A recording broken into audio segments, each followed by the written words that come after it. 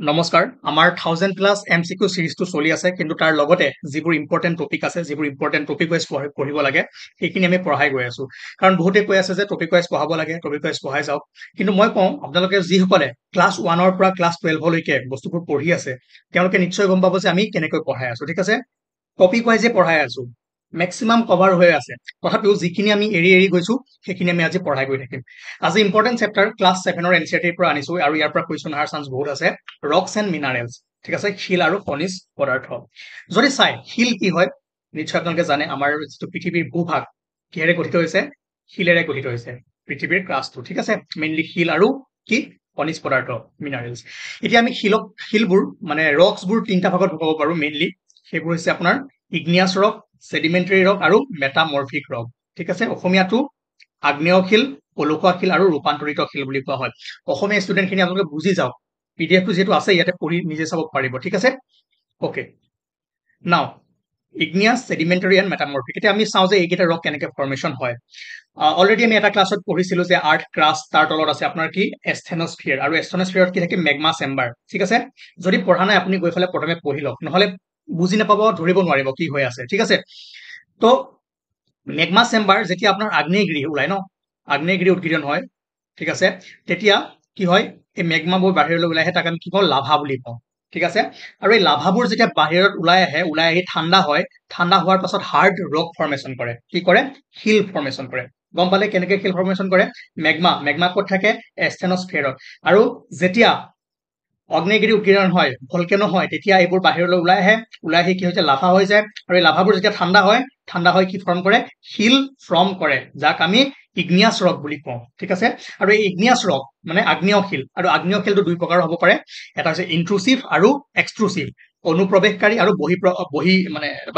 ইন্ট্ৰুচিভ আৰু এক্সট্ৰুচিভ হিচাপে মানে লওক চাওক যেতিয়া আপোনাৰ চাওক এই মেগমাটো বাহিৰলৈ ওলাই আহে বাহিৰত যেতিয়া শিলটো ফৰ্মেশ্যন কৰে তাক কোৱা হয় এক্সট্ৰুচিভ বাহিৰ ন এক্সট্ৰু বহি আৰু যেতিয়া চাওক এই মেগমাটো এনেকে ভিতৰতো আপোনাৰ যাব পাৰে হয় নাই ক্ৰাষ্টৰ ভিতৰতো মেগমাবোৰ ওলাই যাব পাৰে আৰু আৰ্থ ক্ৰাষ্টৰ ভিতৰত যিখিনি শিল ফৰ্মেশ্যন কৰে মেগমা ঠাণ্ডা হৈ যিখিনি শিল ফৰ্মেশ্যন কৰে তাক কোৱা হয় ইন্ট্ৰুচিভ ৰক্স ইন্ট্ৰুচিভ কি বুজি পালে আৰু ইগনিয়াছ ৰক কেনেকৈ ফৰ্মেশ্যন হয় সেইটো আশা কৰো আপোনালোকে বুজি পালে আৰু যিখিনি মই বুজালো এক্সট্ৰুচিভ কি হয় ইন্ট্ৰুচিভ কি হয় সেইখিনি ইয়াতে ধুনীয়াকৈ লিখা আছে যিটো বাহিৰত হৈ ফৰ্ম হয় তাক কোৱা হয় এক্সট্ৰুচিভ আৰু যিটো ভিতৰত ফৰ্ম কৰে তাক কি কোৱা হয় ইন্ট্ৰুচিভ ইয়াত ইম্পৰ্টেন্ট দুটা কথা আছে যে বাসাল্ট হৈছে এক্সাম্পল অফ এক্সট্ৰুচিভ ইগনিয়াছ ৰক আৰু গ্ৰেনাইট কিহৰ এক্সাম্পল ইন্ট্ৰুচিভ ইগনিয়াছ ৰক ঠিক আছে এই দুটা বস্তু মনত ৰাখিব ইয়াৰ পৰা কুৱেশ্যন আহিব যিটো মই আহিব বুলি কৈছো সেইটো ভালদৰে নোট কৰক লিখক ঠিক আছে তাৰপাছত Deccan plateau is made up of basalt rock এইটো ইম্পৰ্টেন্ট হয় আৰু ডেক্কান প্লেটু কি হয় অলৰেডি ইণ্ডিয়ান জিঅ'গ্ৰাফি যিমানখিনি টপিক আছে কভাৰ কৰিছো তাত পাই যাব ক্লাছ 1 ৰ পৰা ক্লাছ 12 লৈকে যোনে ভালদৰে ফলো কৰি আছে তেওঁলোকে গম পাব যে কিমানখিনি কন্টেন্ট আমি দিছো কিমানখিনি কভাৰ কৰি আছো যিসকলে ওপৰে চাই গৈছে তেওঁলোকে একো গম নাপাব ঠিক আছে মই সেইকাৰণে কওঁ বেছি টাইম নহয় এনেই কথা বাৰ্তা কৈ পেলাই মই বেছি টাইম নলগাও 10-20 মিনিটত যিমানখিনি পাৰো মেক্সিমাম টপিক কভাৰ কৰি আছো ঠিক আছে ভালদৰে পঢ়ক আপোনাৰ লাভ আৰু যদি নপঢ়ে আপোনাৰ লোকচান হ'ব নপঢ়িলেও মই আপোনাক ফ'ৰ্চ কৰাব নোৱাৰো যে পঢ়ক নপঢ়ক মই ইউটিউবত এৰি দিছো যাৰ মন আছে পঢ়িব যাৰ মন নাই নপঢ়ে ঠিক আছে নাও granite is an example of সাচ ৰক ওকে তাৰপাছত আপোনাৰ ছেকেণ্ড টাইপ ৰকটো হ'ল সেডিমেন্টাৰী ৰক বা তাক পলসুৱা শিল বুলি কওঁ এতিয়া আমি প্ৰথমে কি গম পালো মেগমাৰ পৰা মেগমা ওলাই আহিলে তাক আমি ওলাই অহাৰ পিছত কওঁ লাভা আৰু এইবোৰ ঠাণ্ডা হৈ কি ৰক ফৰ্ম কৰিলে ইগনিয়াছ ৰক ফৰ্ম কৰিলে আৰু এই ইগনিয়াছ ৰকবোৰ কেতিয়াবা কি হয় সিহঁতৰ মাজত খুন্দা খায় বা বিভিন্ন কাৰণত হয় নে ভূমিকম্পই হ'ল বা কিবা প্ৰাকৃতিক নেচাৰেল বহুত কিবা কি কয় দুৰ্যোগ হৈ গ'ল তাত ভাঙি যায় ঠিক আছে ভাঙি টুকুৰা টুকুৰি হৈ যায় সৰু টুকুৰা টুকুৰিত পৰিণত হয় স্মল ফ্ৰেগমেন্টছ আৰু যাক আমি কি কওঁ সেডিমেন্টছ বুলি কওঁ সেই স্মলাৰ শিলৰ পাৰ্টিকলবোৰক আমি কওঁ সেডিমেন্টছ ঠিক আছে আৰু এই শিলৰ যি সেডিমেন্টছবোৰ আছে ইগনিয়াছ ৰকৰ যি সেডিমেন্টছবোৰ আছে সেইবোৰ কি হয় বৰষুণ বতাহ নদীৰ পানী সাগৰৰ পানীত কি হয় ভাহি যায় আৰু ভাহি গৈ বেলেগ এখন ঠাইত লেয়াৰ বাই লেয়াৰ কি হয় ডিপজিট হয় ভালদৰে মন দি শুনিছেনে ওকে লেয়াৰ বাই লেয়াৰ ডিপজিট হয় তাৰ পাছত যি ডিপজিট হয় তাত নতুনকৈ এটা শিলৰ ফৰ্মেশ্যন কৰে ৰক্সৰ ফৰ্মেশ্যন কৰে তাক আমি কওঁ সেডিমেন্টাৰী ৰক্স ওকে গম পালে ইগনিয়াছৰ পৰা কেনেকৈ সেডিমেন্টাৰী ৰক্স ফৰ্ম হয় ওকে তাৰ যদি এক্সাম্পল চাই sandstone is a example of sedimentary rock অসমীয়াটো লিখা আছে আপোনালোকে ধুনীয়াকে পঢ়ি চাব যিহেতু এই ৰকবোৰ চাওক এই যেটো সেডিমেন্টাৰী ৰক ফৰ্ম হয় এনেকে আপোনাৰ টুকুৰাবোৰ ভাঙি যায় হয় নাই ভাঙি গৈ আপোনাৰ কি হয় কিছুমান বতাহে আহিব কিছুমান বৰষুণৰ পানীত আহিব আহি সাগৰৰ তলিত বা বেলেগ ঠাইত কি হয় এইবোৰ ডিপজিট হয় দেখিছে নাই এইবোৰ ডিপজিট হয় বাট তাতে চাব কি থাকে প্লান্টস থাকে উদ্ভিদ থাকে মাছ থাকে হয় নাই আপোনাৰ বিভিন্ন জীৱ থাকে আৰু তেনেকৈ এনেকে লেয়াৰ যেতিয়া লেয়াৰ বনি আহে আপোনাৰ কি কয় পলসুৱা শিলবোৰ বা সেডিমেন্টাৰী ৰকবোৰ আৰু লেয়াৰবোৰ বনি আহোঁতে ইয়াৰ মাজত কি সোমাই যায় These rocks may also contain fossil plants, animals and other microorganisms that once lived on them. হয় নাই মই কি কলো যে এইবোৰ আপোনাৰ sediments যিবোৰ বৰষুণ বা বতাহত আহি ফালে এনেকে আপোনাৰ ডিপজিট হয় আৰু সাগৰৰ পানীত বা য'ত ডিপজিট হয় তাততো আপোনাৰ জীৱ জন্তু থাকিব আৰু সেইবিলাকৰ ওপৰত যেটো লেয়াৰ বনাব ইয়াতে আমি কি পাওঁ এইবোৰ উদ্ভিদ মাছ বা জীৱৰ আমি ফজিলবোৰ পাওঁ ঠিক আছে মনত ৰাখিলে যদি কুৱেশ্যনটো এনেকে আহে যে কোনটো শিলত আমি কি পাওঁ প্লেন্টস এনিমেলছৰ আমি জীৱাশ্ম পাওঁ তেতিয়া হ'ব সেডিমেন্টাৰী ৰক ওকে নাও থাৰ্ড টাইপ অফ শিল থাৰ্ড টাইপটো হ'ল আপোনাৰ মেটামৰফিক ৰকছটো সিম্পলকে বুজি চাওক আৰু যিবোৰ ইগনিয়াছ ৰক আৰু সেডিমেন্টাৰী ৰক থাকে যেতিয়া হাই প্ৰেছাৰ আৰু টেম্পাৰেচাৰ সিহঁতে পায় তেতিয়া কলৈ চেঞ্জ হৈ যায় মেটামৰফিক ৰকলৈ চেঞ্জ হৈ যায় যাক আমি কি কওঁ ৰূপান্তৰিত শিল বুলি কওঁ ঠিক হয় হাই চাওক এইটো হ'ল আপোনাৰ হিট আৰু প্ৰেছাৰ এইটো হ'ল আপোনাৰ কি ধৰক এইটো আপোনাৰ সেডিমেন্টাৰী ৰক ইয়াতে আপোনাৰ বহুত হাই প্ৰেছাৰ পালে চাপ পালে আৰু ইফালৰ পৰা আপোনাৰ বহুত কি পালে হিট পালে টেম্পাৰেচাৰ পালে তাৰ পাছত কি হৈ যায় এইটো মেটামৰফিক ৰক হৈ যায় বাস ইমানেই মনত ৰাখক ঠিক আছে ইয়াৰ পৰা যেনেকুৱা কুৱেশ্যন আহিলো এতিয়া কৰিব পাৰিবনে নোৱাৰে বাট কুৱেশ্যন মই দিম যেতিয়া সিৰিজটো আমি চলাই গৈ আছো তাৰ লগে লগে কুৱেশ্যন দিম তেতিয়া বুজাই নাযাওঁ জাষ্ট আপোনালোকে এনসাৰবোৰ দি যাব তাৰপিছত এটা ইম্পৰ্টেণ্ট হ'ল আপোনাৰ ৰক চাইকেল ঠিক আছে আমি শিলৰ চক্ৰ শিলা চক্ৰ বুলি কাক কওঁ এতিয়া আপোনালোকে অলৰেডি শিল চক্ৰ কি হয় বা ৰক চাইকেল কি হয় অলৰেডি গম পালে প্ৰথম কি হ'ল আমাৰ ইগনিয়াছ ৰক বা আগ্নেয় শিল ফৰ্মেশ্যন হ'ল নে নাই তাৰ পাছত কি ফৰ্মেশ্যন হ'ল ইগনিয়াছ ৰক ফৰ্মেশ্যন হ'ল ক'ৰ পৰা লাভাৰ পৰা ইগনিয়াছ ৰকৰ পৰা আমি কি পালো সেডিমেন্টস হয় নাই সেডিমেন্টস হ'ল টুকুৰা টুকুৰি ভাঙি ফেলে কি হ'ল সেডিমেন্টস হ'ল আৰু সেডিমেন্টছৰ পৰা কি উৎপন্ন হ'ল পলসুৱা শিল বা সেডিমেন্টাৰী ৰক ফৰ্ম হ'ল হয় নাই আকৌ হাই প্ৰেছাৰ বা টেম্পাৰেচাৰ পোৱাৰ পাছত এই সেডিমেন্টাৰী ৰকৰ পৰা কি ফৰ্মেশ্যন হ'ল মেটামৰফিক ৰক অলৰেডি আমি পঢ়ি আহিছো আকৌ এই মেটামৰফিক ৰকটো যেতিয়া আৰ্থ ক্ৰাষ্টৰ ভিতৰত সোমাই যায় যেতিয়া আকৌ হাই প্ৰেছাৰ বা টেম্পাৰেচাৰ পায় সিহঁতে আকৌ কি বনে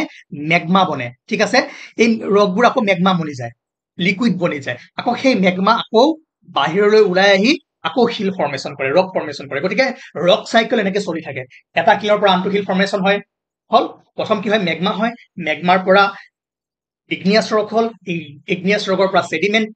সেডিমেন্টাৰী ৰক হ'ল তাৰপিছত মেটামৰফিক ৰক হ'ল মেটামৰফিক ৰকৰ পৰা আকৌ মেগমা হ'ল আকৌ মেগমাৰ পৰা নতুনকৈ শিল উৎপত্তি হয় ইয়াকে আমি কি কওঁ ৰক চাইকেল ওকে মনত ৰাখিছে clear okay I think doubt থাকিব নালাগে একো ঠিক আছে তাৰ পাছত আৰু সেইখিনি তাকেই কথাখিনিকে লিখা আছে মই কৈছো যে পিডিএফটো ইমান ডাঙৰ কথা নহয় পিডিএফ আপোনালোকে পাই যাব চিন্তা কৰিব নালাগে মই কিবা এটা চিন্তা কৰি আছো ভালদৰে দি দিম কিন্তু আপোনালোকে কথাবোৰ শুনি চাব যিখিনি কওঁ সেইখিনি বেছি ইম্পৰ্টেণ্ট ওকে তাৰপিছত আপোনাৰ মিনাৰেলছ কি হয় হয় নাই আৰু আমাৰ যিবোৰ ৰক্স আছে rocks are made up of different minerals আৰু minerals are naturally occurring substance which have certain physical properties and definite chemical composition মিনাৰেলছত কি ফিজিকেল প্ৰপাৰ্টিজো থাকে লগতে কিছুমান কেমিকেল কম্পজিশ্যন লগ লাগি থাকে যাৰ পৰা আমি কি কৰো ডে টু ডে লাইফত আমি কিছুমান বস্তু ইউজ কৰো বনাও সেইবোৰ আপোনাৰ মিনাৰেল ঠিক আছে minerals are very important in humankind some are used as fuels okay for example coal natural gas and petroleum they are also used in industries iron aluminum gold uranium etc in medicine in fertilizer etc minerals বোৰৰ পৰা আমি day to day লাইফত আমি যিবোৰ use কৰো সেই বস্তুবোৰ পাওঁ তাত কেমিকেল কম্পজিশ্যন লগ লাগি থাকে আৰু সেইবোৰ মানুহৰ কাৰণে কি হয় মানৱ জাতিৰ কাৰণে অতি গুৰুত্বপূৰ্ণ মিনাৰেলছ আৰু মিনাৰেলছবোৰ নাথাকা হয় আমাৰ ইণ্ডাষ্ট্ৰীবোৰ নহল হয় আমাৰ মেডিচিন নাহিলে হয় ঠিক আছে আৰু সেইবোৰ ক'ৰ পৰা পাওঁ আমি আৰ্থ ক্ৰাষ্টৰ পৰা পাওঁ শিলৰ পৰা পাওঁ ঠিক আছে গতিকে কিছুমান ৱৰ্ড যে মই কৈ আছো আৰ্থ ক্ৰাষ্ট এস্থেনস্ফিয়াৰ মেগমা এইখিনি বুজিবৰ কাৰণে আপুনি আগৰ ক্লাছটো কৰিব লাগিব য'ত মই ইণ্টেৰিয়ৰ ষ্ট্ৰাকচাৰ অফ আৰ্থ কৰি থৈছো গতিকে আপুনি আগৰখিনি নকৰি যদি চাপ মাৰি ইয়াত আহে তেনেহলে বুজাত অকমান গণ্ডগোল হ'ব পাৰে ঠিক আছে আজি এতিয়া ৰক্সৰ ওপৰত আৰু মিনাৰেলছৰ ওপৰত যদি এমচিকিউ আহে তেনেহলে আপোনালোকে বুজি পাব গতিকে মই এতিয়া অনলি ইয়াৰ ওপৰত কুৱেশ্যন দিম ঠিক আছে আৰু বুজাই নাথাকো অলপ আগত মই এন্ডোজেনিক আৰু এক্সোজেনিক ফৰ্চ কি হয় তাৰ বিষয়ে অলপ কৈছিলো হয়নে গতিকে অলপ চাই লওক তেতিয়া মুভমেন্টবোৰ গম পাব আমাৰ আৰ্থ পৃথিৱীখনৰ কিছুমান মুভমেন্ট হয় আপোনালোকে কেতিয়াবা ভূমিকম্প ফিল কৰে নাই নে নকৰে ভূমিকম্প ফিল কৰে কি হয় ভলকেনো হয় আগ্নেয়গিৰি ওলায় হয় নাই লেণ্ডশ্লাইড হয় দেখিছে নাই কিমান লেণ্ডশ্লাইড হয় আপোনাৰ শ্বিলঙৰ ফালে যদি যায় মেক্সিমাম হৈ থাকে আমাৰ হিমাচল প্ৰদেশত হয় নাই আৰু তাৰপিছত দেখিব আমাৰ আৰ্থত আৰু কিছুমান মুভমেন্ট হয় নদীও বয় সাগৰো বয় বতাহো বয় তো এইবোৰ কি হয় আৰ্থৰ কিছুমান মুভমেন্ট আৰু তাক আমি দুটা ভাগত লগাও এটা হৈছে এন্ডোজেনিক ফৰ্চ আৰু এক্সোজেনিক ফৰ্চ আৰু এন্ডোজেনিক ফৰ্চৰ কাৰণে কোনবোৰ প্ৰক্ৰিয়া হয় বা কোনবোৰ ইভেন্ট হয় সেইবোৰ হৈছে আপোনাৰ আৰ্থকুইক ভলকেনো লেণ্ডশ্লাইড সেইবোৰ হৈছে আপোনাৰ এন্ডোজেনিক ফৰ্চৰ কাৰণে হোৱা আৰ্থৰ মুভমেন্ট ক্লিয়াৰ হৈছে ভূমিকম্প আগ্নেয়গিৰি লেণ্ডশ্লাইড এইবোৰ এন্ডোজেনিক ফৰ্চৰ কাৰণে হৈছে আৰু যিবোৰ ছাডেন ফৰ্চ আৰ্থকুইকটো যে আপুনি গম পায় নেকি নাপায় ছাডেনলি হয় ছাডেন ফৰ্চ হৈ গ'ল তাৰপিছত বিল্ডিং অফ মাউণ্টেইনছ এতিয়া পাহাৰ এখন কেনেকে গঠিত হয় সেইটো এটা এন্ডোজেনিক ফৰ্চ চাওক পাহাৰ কেনেকে হয় আপোনালোকে পঢ়িব লাগিব তাৰ আগতে ঠিক আছে কণ্টিনেণ্টেল প্লেট যেতিয়া ঠিক আছে মই পঢ়াই দিম চিন্তা কৰিব নালাগে এতিয়া আপুনি অলপ অলপকে জানক যে দুখন কণ্টিনেণ্টেল প্লেট যেতিয়া থাকে এনেকে আহি আহি আহি আহি এখনে আনখনৰ লগত যেতিয়া আহি টক্কৰ মাৰে বা খুন্দা মাৰে কি হয় যিখন বেছি ওজন হয় সেইখন ভিতৰলৈ এনেকে সোমাই যায় আৰু যিখন পাতল হয় সেইখন ওপৰলৈ ওলাই আহি কি হয় মাউণ্টেইন ফৰ্ম কৰে যাক আমি কি কওঁ ব্লক মাউণ্টেইন ঠিক আছে যেতিয়া আমি মাউণ্টেইন পঢ়িম তেতিয়া ভালদৰে আপোনালোকে গম পাব এতিয়া দৰকাৰ নাই ইমান জানিবৰ কাৰণে মেইন কথা হ'ল যে মাউণ্টেইন এখন যেতিয়া পাহাৰ এখন যেতিয়া বিল্ড হয় তাকো আমি কি কওঁ এন্ডোজেনিক ফৰ্চ আৰু এক্সোজেনিক ফৰ্চ যিবোৰ কিবোৰ কোনবোৰ হয় ৰিভাৰ নদীৰ পানী বৈ থাকে আমি সদায় দেখি আছো হয় নাই সেইটো এটা আৰ্থৰ মুভমেন্ট হয় বতাহ বৈ আছে ফিল কৰিছে নাই আৰ্থত বতাহ বৈ আছে আৰু ৱাইণ্ডৰ ওপৰত আমি এতিয়া পঢ়িম অলপ পিছত চি ৱেভছ সাগৰৰ ঢৌ গ্লেচিয়াৰৰ পৰা পানীটো যেতিয়া যাই থাকে আহি থাকে সেইবোৰ হৈছে আপোনাৰ এক্সোজেনিক ফৰ্চৰ ফলত হোৱা আৰ্থ মুভমেন্ট ঠিক আছে ইয়াতে লিখা আছে ধুনীয়াকে পঢ়ি ল'ব যিহেতু আমি টাৰ্ম এটা ইউজ কৰি আছো কি ভলকেনো আগ্নেয়গিৰি হয় নাই আগ্নেয়গিৰি কেনেকে উৎপন্ন হয় অলৰেডি মই কৈছো যে ষ্টেনস্ফিয়াৰ ইয়াত কি থাকে মেগমা থাকে হয় নাই ষ্টেনস্ফিয়াৰত কি থাকে মেগমা আৰু মেগমাবোৰ বহুত আনষ্টেবল হয় সিহঁতে বহুত লিকুইড হয় নাই সিহঁতে কি কৰে বাহিৰলৈ উহাবলৈ চেষ্টা কৰি থাকে হাই প্ৰেচাৰত থাকে হাই টেম্পাৰেচাৰত থাকে আৰু যেতিয়াই চান্স পায় কি হয় সিহঁতে ফাটি ফালে বাহিৰলৈ ওলাই আহে আৰু যেতিয়া বাহিৰলৈ ওলাই আহে মেগমাক আমি কি কওঁ লাভা বুলি কওঁ ঠিক আছে এনেকে এটা আপোনাৰ ডাঙৰ দেখিব ক'ৰবাত পিকচাৰ দেখিছে নে নাই এনেকুৱা আগ্নেয়গিৰি য'ত উৎপন্ন হয় মই দেখাই দিম বাৰু এনেকুৱা এটা ষ্ট্ৰাকচাৰ ফৰ্মেশ্যন হয় আৰু সেই ষ্ট্ৰাকচাৰৰ কিছুমান পাৰ্টৰ নাম সুধিব পাৰে মেগমা চেম্বাৰ তাৰপিছত এইটোক কোৱা হয় মেণ্টেল অ'কে আগৰ ক্লাছটো কৰিলে গম পাব তাৰপিছত ওপৰৰখিনি কি কোৱা হয় ক্ৰাষ্ট তাৰপিছত এই যিখিনি বস্তু ওলাই আহিলে তাক কি কওঁ আমি লাভা হয় নাই মেগমাখিনি যে ওলাই আহিলে তাক আমি লাভা বুলি কওঁ আৰু এইটো যিটো কুৰংগৰে বা যিটো প্লেচেৰে মেগমাবোৰ ওলাই আহে তাক আমি কি কওঁ ভেণ্ট ঠিক আছে ভেণ্ট আৰু ওপৰৰ যিটো অপেনিংটো সেইখিনি কেতিয়াবা ইউটিউবত বা ৰিলছত এনেকে ধোঁৱা চোৱা ওলাই থাকে যে তাক আমি কি কওঁ ক্ৰেটাৰ ঠিক আছে ক্ৰেটাৰ আৰু এইবোৰ কি ওলাই চাওক লাভাটো এনেকে ওলাই গ'ল তাৰ লগতে গেছেছ আৰু কি ওলাই এছ ঠিক আছে গেছ আৰু ধোঁৱা ওলাই আৰু ইয়াৰ পৰা কিছুমান সৰু সৰু চলিড পাৰ্টিকল ওলাই যিবোৰে এটমস্ফিয়াৰৰ চলিড পাৰ্টিকলছ ফৰ্ম কৰে আমি এটমস্ফিয়াৰ সাব চেপ্টাৰটো অলৰেডি পঢ়িছো লিংক কৰি যদি পঢ়ে সকলোবোৰ বস্তু বুজি পাব ঠিক আছে হল নাও ইম্পৰ্টেণ্ট বস্তু এটা আছে আমি এক্সোজেনিক ফৰ্চতো কিছুমান পঢ়ি আছিলো কিহৰ বিষয়ে পঢ়িছিলো ৱাইন বতাহৰ বিষয়ে ন এইটো আপোনালোকে অলপ জানিব লাগিব বতাহ অসমীয়া মিডিয়ামৰ ষ্টুডেণ্টখিনিও চিন্তা কৰিব নালাগে গোটেইখিনি অলৰেডি আমি এতিয়া প্ৰথমে অকণমান প্ৰব্লেম হৈছিলে অসমীয়া ইংলিছ কৰাটো এতিয়া কিন্তু কৰি আছো গতিকে দুইখিনি ষ্টুডেণ্টে ধুনীয়াকে চাব মেইনলি কথাবোৰ শুনি যাব ঠিক আছে কথাবোৰ ভালদৰে শুনিব সেইবোৰত বেছি ইম্পৰ্টেণ্ট আছে পিডিএফটো ডাঙৰ কথা নহয় পিডিএফটো আপোনালোকে পাই যাব মই এটা চিষ্টেম বনাই আছো সেই হিচাপত মই দি দিম এতিয়া আমাৰ আৰ্থৰ জানে সেইটো আপোনাৰ 0 ডিগ্ৰী আমি কি কওঁ ইয়াক ইকুৱেটৰ তাৰপিছত এইটো পল নৰ্থ পল চাউথ পল এতিয়া আমাৰ আৰ্থখনক কেইবাটাও প্ৰেচাৰ জোনত ডিভাইড কৰা হৈছে প্ৰথমটো হ'ল আপোনাৰ মনত ৰাখিব ইকুইটৰিয়েল ল' প্ৰেচাৰ জোন তাৰ পাছত সাব ট্ৰপিকেল হাই প্ৰেচাৰ জোন আৰু সাব পলাৰ ল' প্ৰেচাৰ জোন আৰু হাই পলাৰ হাই প্ৰেচাৰ জোন টোটেল কেইটা প্ৰেচাৰ জোনত ভাগ কৰা হৈছে বুলি ক'লে এনসাৰ কি দিব 7টা মনত ৰাখিব 7টা কি এনেকে আপোনাৰ 4টা 3টা ওপৰত কি কয় ট্ৰপিকেল হাই প্ৰেচাৰ সাব পলাৰ ল' প্ৰেচাৰ আৰু পলাৰ হাই প্ৰেচাৰ আকৌ এইফালে সাউথ পলত আছে আপোনাৰ ট্ৰপিকেল হাই প্ৰেচাৰ সাব পলাৰ ল' প্ৰেচাৰ আৰু পলাৰ হাই প্ৰেচাৰ নৰ্থ পলত 3টা ভাগত সাউথ পলত 3টা ভাগত আৰু মাজত ইকুইটৰিয়েল আমি প্ৰেছাৰ বেল্টত ভাগ কৰোঁ ঠিক আছে চাপত এতিয়া অলৰেডি আমি পঢ়াইছিলো এডাল tropic of Capricorn tropic of Cancer কিমানেৰে পাছ হয় 23.5 ডিগ্ৰী নৰ্থ আৰু ট্ৰপিক অফ কেপ্ৰিকন পাছ হয় 23.5 degree south tropic of Cancer 23.5 degree north tropic of Capricorn 23.5 degree south